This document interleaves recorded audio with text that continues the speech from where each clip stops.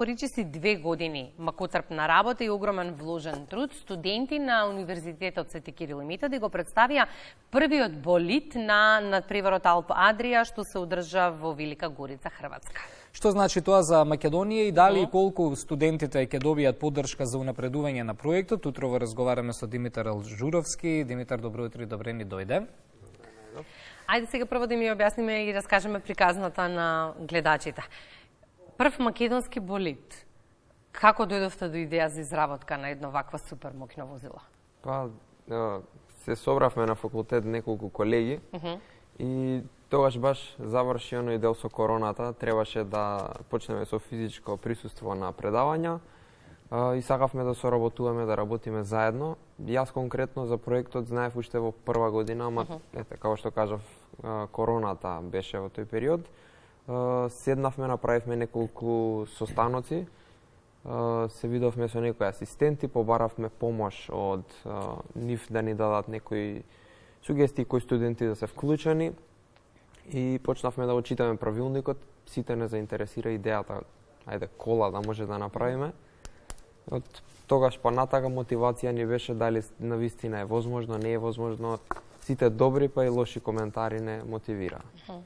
Како изгледаше целиот процес на изработка, од каде црпевте знаење за конструирање на болидот, колкав беше тимот кој што работеше, да го објасниме тој процес?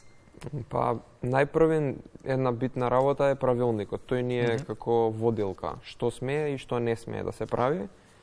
Потоа странските тимови, значи ние целата 2023 година истражувавме што работеле странските тимови, како работеле, кои одлуки ги донеле, димензии, сето тоа собравме на куп. Седнавме околу 20 студенти инаку работиме. Седнавме, одлучивме некои вредности од тие параметри кои што би сакале да ги користиме и се трудевме тоа да биде некоја база, да не биде некое ултра перформансно возило кое што не може ние да го произведеме, туку да биде некоја добра основа, добра база која што може во годините да се подобрува. Од таму натака веќе се одеше со исцртување, со подготовка на цртежи, па потоа имаше консултација со асистенти и со инженери кои што ни кажаа чекајте, овие цртежи не се возможни да се произведат, ова не може вака, ова не може. Ајде да поправиме, да направиме. Имаше едно 4-5 месеца да се преправи тоа, да се доведе во ситуација кај што може да се направи вистински и од февруари, ако не се лажам, 2024 започнавме со производство. Значи од февруари до сега се што гледате е произведено оваа година. И за да им појасниме на гледачите, станува збор за комплетно функционално возило. Да, возилото е во возна состојба. Кое што, предпоставувам, чини многу пари. Од каде ги наоѓавте парите? Имавте ли, дали државата помогна, дали факултетот помогна, имаше ли општествено одговорни компании, како се снаоѓавте за да го направите и конструирате болидот? Па да, имавме помош искрено и од приватниот сектор, значи многу компании се покажаа дека веруваат, дека сакаат да бидат дел од нашата приказна. Нормално на почеток одеше потешко, бидејќи тоа и јасно, ние покажувавме некои цртежи, некоја виртуелна слика од возилото и велевме ова ќе го направиме, ни требаат, не знам, 20-30 илјади евра. Нормално пречекани бевме со скептицизам, ама после кратко почна прво најблиските компаниите на наши пријатели, роднини да ни помагаат и потоа веќе кога им представивме на другите компании дека еве имаме поддршка, ајде сега и вие помогнете ни, веќе се почна да биде по-различно. Факултетот ни помогна на почетокот кога го положивме испитот за квалификација, да ги покрија Машинскиот факултет и ФЕИД парите за партиципација.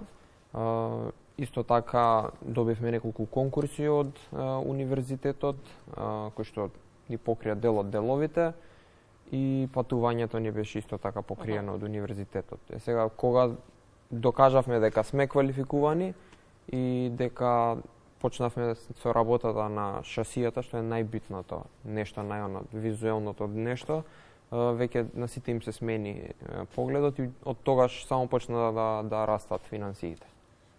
упорноста е најважна на крајот. Така ќе заклучиме. Болидот го представивте на надпревар. Да. На кој надпревар? Да објасниме за каков прво надпревар станува збор и како поминавте таму. Ние бевме на Формула Студент Алпе Адрија, кој што е трето рангиран надпревар во нашата класа во светот. Надпреварот е организиран од компанијата Римац, што е вака добро позната помеѓу инженерите, барем ако ништо друго.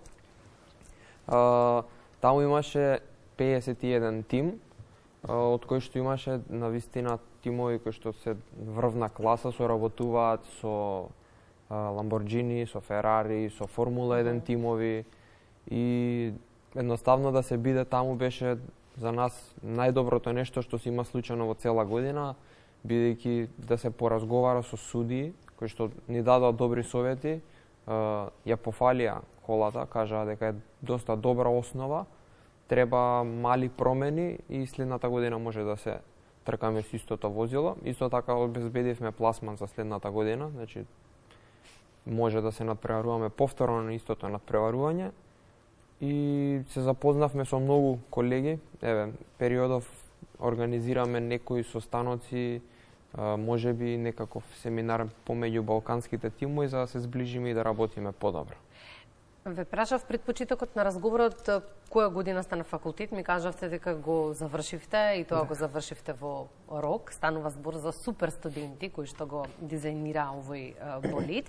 Исто така ве прашав дали имате некаков работен ангажман по завршувањето на факултетот. Ми кажавте не стигнувам ни да помислам на тоа бидејќи имам толку ангажман со болидот периодов. Па каква ќе биде иднината? Какви ангажмани ве очекуваат? Сега имаме конкретно од проектот да ги решиме сите документи кои што се од типот на извештаи према компании, према факултетот, да направиме план за работа не само за следната, туку за следните 2 години, бидејќи сакаме да го направиме овој проект да биде одржлив. Тоа ни е моментално тоа ни е најголемата цел возилото, не ни е толку во таргет бидејќи е спремно и може да се трка. Најголем таргет ни е да се потрудиме заедно со факултетот, со некои државни институции, да обезбедиме некои континуирани финанси и исто така заедно со компаниите да направиме навистина да се одржува проектот, бидејќи еве не само за мене како опции за работа, туку за многу студенти излекуваат навистина многу искуства, шанси за некакви пракси, потенцијални работи и така натака и барем јас сметам дека тоа е она што треба овој проект да им го нуди на студентите. Така. Ректорката на УКИМ професор доктор Билјана Ангелова упати порака до сите студенти постојано да го напредуваат своето знаење. Да го следат исто така да јас би додал вашиот пример. Конкретно, имаме ли млади креативци кај нас и еве според тебе ја добиваат ли студентите потребната поддршка и од факултетите или и факултетите малку повеќе треба тука да нели вложуваат за да имаме креативци уште повеќе? Па секогаш може да биде подобро, секогаш може да се даде повеќе поддршка, така би рекол јас.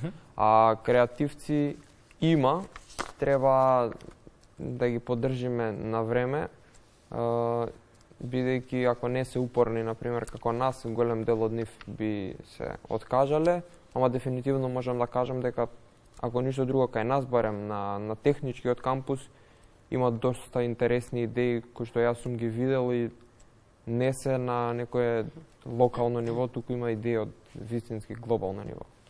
Ако не ги поддржиме ние, ќе ги поддржи некоја друга земја, да мислиме со време. Да, се надеваме дека ние ќе останеме доследни во поддршката и ќе поттикнеме меѓу другото голем број млади со свој талент да инвестираат прво во себе, да ги кажуваат гласно своите идеи, бидејќи нели само така може да дојде до реализација, а сите алки кои што се неопходни во системот да бидат тука за да имаме комплетно решение.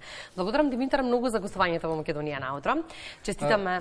Да упати една порака до младите што не може секако апсолутно. Бидејќи пренесовме убава енергија во однос на упорност, во однос на истрајност и на креативност. Која ќе биде твојата порака до твоите колеги, до студентите, идните студенти што почнуваат сега нова академска година? Идните машинци? Па да не се откажуваат, да работат напорно и да гледаат практично, да го научат она што го учат, да не го учат само за да положат. Така, А ние благодариме. имаме и порака до компаниите во Македонија, имаме дипломиран машинец со одличен просек, завршен во рок што туку. Имајте во предвид. Благодарам многу, Димитар, за гостувањето Фала во ви на Македонија. вас. Се надевам ќе останете на вистина, бидејќи имаме недостиг од работна сила, па компаниите добро ќе размислат на оваа тема. Благодарам многу.